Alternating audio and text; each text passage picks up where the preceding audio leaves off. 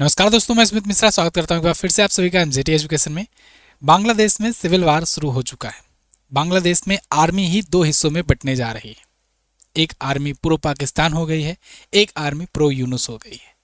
अब ऐसे में समझ में नहीं आ रहा है लोगों को कि यार, जब लोकतंत्र खतरे में आता है, जब सब व्यवस्था ढील हो जाती है, उस पर किसी पर भरोसा नहीं रहता, अनकंट्रोलेबल हो जाती है, तब आर्मी को दिया जाता है जिम्मेदारी कि तुम संभालो।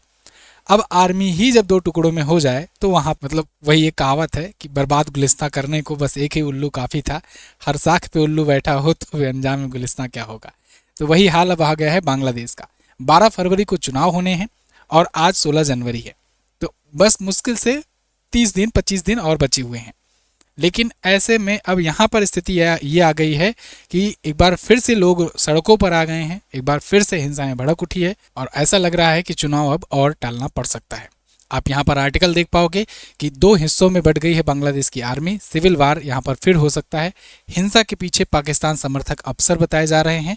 स्टूडेंट लीडर का कहना यह है कि तख्ता पलट की साजिश एक बार फिर से चल रही है और इसको और डिले करने की साजिश चल रही है, जिससे चुनाव ना हो पाए, लोकतंत्र ना स्थापित हो पाए और कोई सत्ता पर ना आ पाए।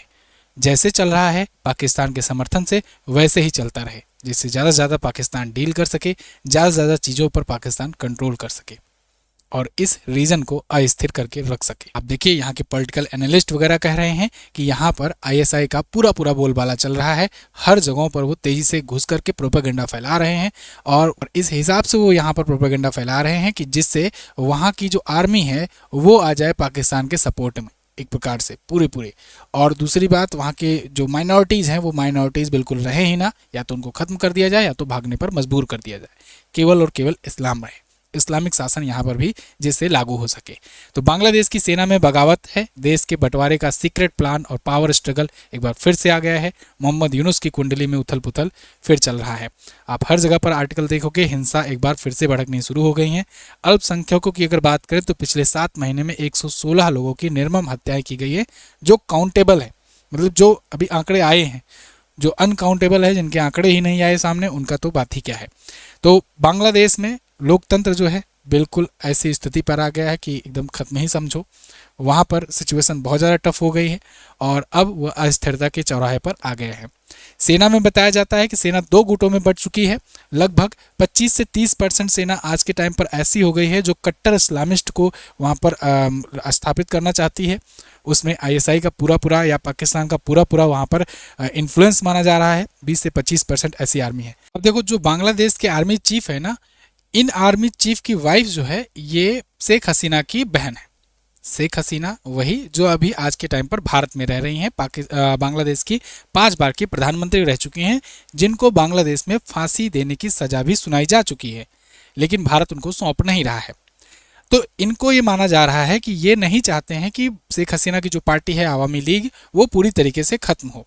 बैन तो लगाया गया है, वहाँ के जो बड़े बड़े नेता मंत्री थे वो तो जेल में हैं। कुछ जेल में है, कुछ मार दिए गए, कुछ जो है वो कूद पड़े इधर, मतलब कि बगावत कर गए। लेकिन पार्टी खत्म ना होने पाए, क्योंकि समर्थक आज भी जिंदा हैं। आज भी अक्सर आप देखते हो समर्थक प्रोटेस्ट करने उतर आते हैं। तो ये नहीं चाहते हैं। लेकिन और भी जो बाकी के आर्मी के मेंबर्स हैं, अधिकारी हैं, उनमें ये आ गया है कि नहीं, बांग्लादेश की आवामी लीग को पूरी तरीके से खत्म किया जाए, क्योंकि वो भारत के इन्फ्लुएंस में रहता है। यहाँ पर पाकिस्तान के इन्फ्लुएंस वाला ज़्यादा हो, जिससे ये अस्थिरता बनी रहे और तब तक यहाँ पर लोकतंत्र ना स्थापित हो पाए, या कहें कि चुनाव ना हो पाए, जब तक कि कोई बड़ी डील ना हो जाए पाकिस्तान से। पाकिस्तान यहाँ पर बड़ी से बड़ी डील कराने पर लगा हुआ है। अभी आपने देखा कुछ दिन पहले ही एक न्यूज़ आई थी चर्चे में, जहाँ पर यह हुआ कि बांग्लादेश JF-17 थंडर खरीदेगा पाकिस्तान से, यानी पाकिस्तान के फाइटर जेट्स को खरीदेगा। अब बांग्लादेश चारों तरफ से तो भारत से ही घिरा है, तो उसको सबसे बड़ा थ्रेट किससे है? भारत से है। मतलब वो भारत को दुश्मन के रूप में देख रहा है, तभी तो अपना ये हथियार और ये सब बढ़ावा देने की कोशिश कर रहा है। जबकि भारत हर साल अपने बजट में कुछ हिस्सा रखता है जिससे पड़ोसियों की मदद की जा सके, लेकिन यहाँ पर ये इसे थ्रेट के रूप में देख रहे हैं। अब भाई, तुम J-17 थंडर से भारत के डर को बचा लोगे, लेकिन जब तुम्हारी मंशा ये है कि हम सिलीगुड़ी कॉरिडोर को तोड़ेंगे, हम ग्रेटर बांग्लादेश बनाएंगे, तब तुमको तो अपना वेपन हथियार बढ़ाना ही होगा। खैर, बढ़ाने देते हैं, उनको बढ़ाने से कोई दिक्कत नहीं। यहाँ पर ये सब शुरुआत कहाँ से हुआ? शुरुआत हुआ ये कि देखो, एक्चुअल में जब शेख हसीना को यहाँ से भगाया गया था, वहाँ पर छात्र आंदोलन करके, सो कॉल्ड, जो कि अमेरिकी इन्फ्लुएंस से था, वो बाद में सबने एक्सेप्ट किया। तो मोहम्मद यूनुस को बैठाया गया, तो ये कह करके चलो जब तक यहाँ पर अराजकता फैली है तब तक तुम बैठो केयर टेकर प्राइम मिनिस्टर के रूप में, फिर धीरे धीरे जब समय ठीक होगा तो फिर यहाँ पर चुनाव करा लिया जाएगा। सबने मोहम्मद यूनुस को इसलिए माना क्योंकि वो नोबेल पीस प्राइज विजेता थे, लोगों को अच्छी खासी फैन फॉलोइंग थे, तो लोग और किसी पॉलिटिकल बैकग्राउंड से नहीं थे, तो लोगों को ट्रस्ट हुआ, चलो ठीक है इनको हम अपना केयर टेकर प्राइम मिनिस्टर के रूप में रख लेते हैं जब तक चुनाव नहीं हो जाता। अब उनकी जिम्मेदारी दी गई चुनाव की चुनाव करवाओ 1 साल में, लेकिन वो डिले करते करते 1.5 साल में ले गए, हालांकि 6 महीना के ही अंदर वो कहे थे चुनाव कराने को। तो 12 फरवरी को चुनाव निश्चित हुआ, लेकिन चुनाव से कुछ महीने पहले अभी होता क्या है कि एक छात्र स्टूडेंट का लीडर जो था छात्र संगठन का, उस्मान हादी करके, उस्मान हादी की मस्जिद से वो निकल रहा था कि उस टाइम उसकी 2 अज्ञात हमलावरों ने हत्या कर दी। हत्या मतलब कि गोलियां मार दी। उसके बाद फिर वो हॉस्पिटलाइज हुआ, फिर गया सिंगापुर इलाज कराने, लेकिन फिर कोमा से बाहर नहीं आ पाया, सिंगापुर में उसकी मृत्यु हो गई। फिर यहाँ पर हिंसाएं भड़क गई। आरोप ये लगा कि वो अज्ञात हमलावर भारत की कहने पर यहाँ पर हमला करवाए थे, इसीलिए भारत की एम्बेसी पर भी अटैक हुआ, हिंदुओं पर बहुत सारा अटैक हुआ। इसके अलावा देश विरोधी भारत विरोधी नारे भी बहुत सारे लगे वहाँ पर। कई मीडिया हाउसेस को भी इसलिए जला दिया गया क्योंकि वो लोकतंत्र की मांग करते थे, वो भारत के सपोर्ट की मांग करते थे कि भारत के सपोर्ट से चल सकता है, मतलब रियलिटी दिखाने की कोशिश कर रहे थे और पुराने संबंध बता रहे थे, तो उनको जला दिया गया। इसके अलावा हिंसा भड़कती रही, बहुत सारे लोगों के, बहुत सारे हिंदुओं के हत्याएं हुई, कत्लेआम हुए, घर जलाए गए, लेकिन ये सब चल ही रहा था। कुल मिलाजुलाकर पिछले कुछ दिनों से थोड़ा बहुत शांत हुआ था मामला।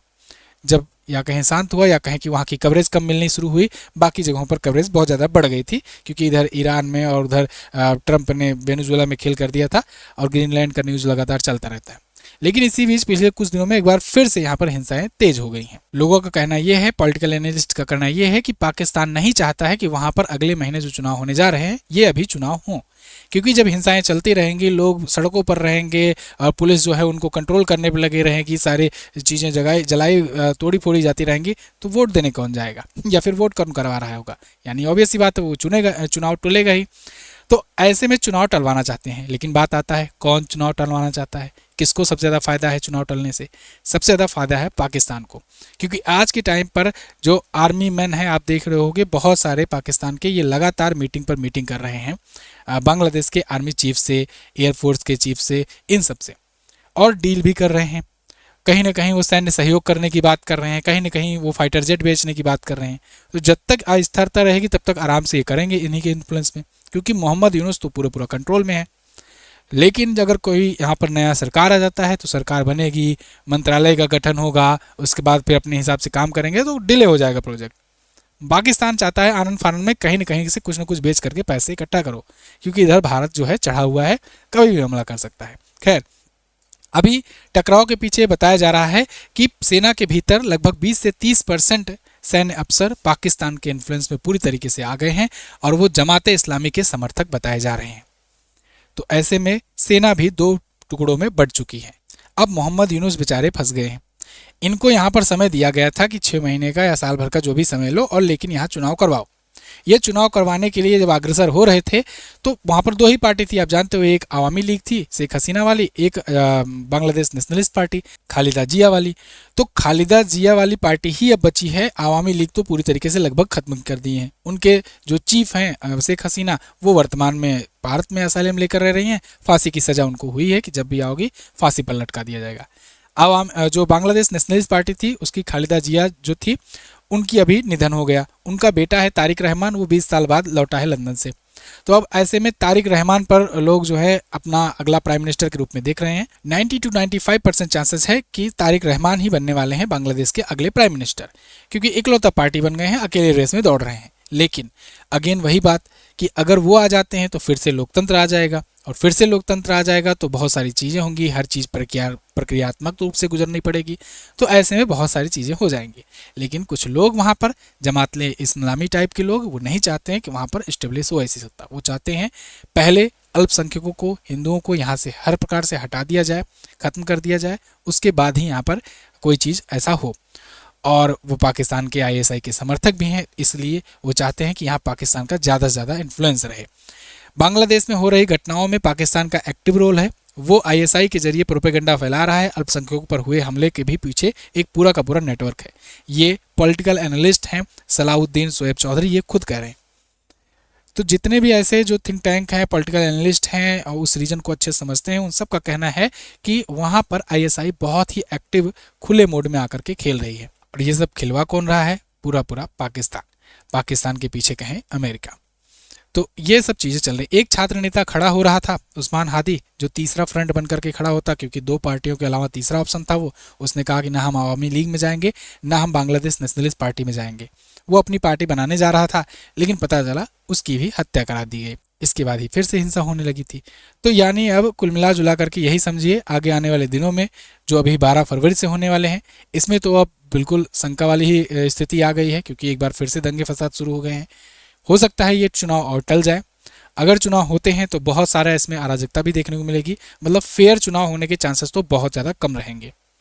देखना होगा आगे, जो भी अपडेट आता है मैं आपको बताऊंगा। बांग्लादेश के पास वैसे दो चारा है, या तो वो लोकतंत्र को स्थापित करे और पुरानी प्रक्रिया में जैसे शेख हसीना रहती थी, भारत के सपोर्ट में, भारत के संदर्भ में, भारत से बढ़िया बिजनेस व्यापार रिलेशन बना करके रखती थी, उस रूप में रहे, या फिर लोकतंत्र को खत्म कर दे, पाकिस्तान के इन्फ्लुएंस में आ जाए, आईएसआई का नेटवर्क वहाँ पर चलाए, हर जगह भ्रष्टाचार हो, कहीं भी कुछ भी ऐसी अराजकताएं फैलती रहे और उस ढर्रे पर जाए। लेकिन उस ढर्रे पर जाने पर बांग्लादेश समझो धीरे धीरे अपने अंत की ओर रहेगा, क्योंकि वहाँ पर डेली ऐसी आगजनी होती रहेंगी, डेली ऐसी अराजकताएं होती रहेंगी, वहाँ पर ऐसी चीज़ें चलती रहेंगी। क्योंकि जो भी देश कट्टरपंथी विचारधारा पर चलता है वो कभी संतुष्ट, कभी खुश नहीं रहता है।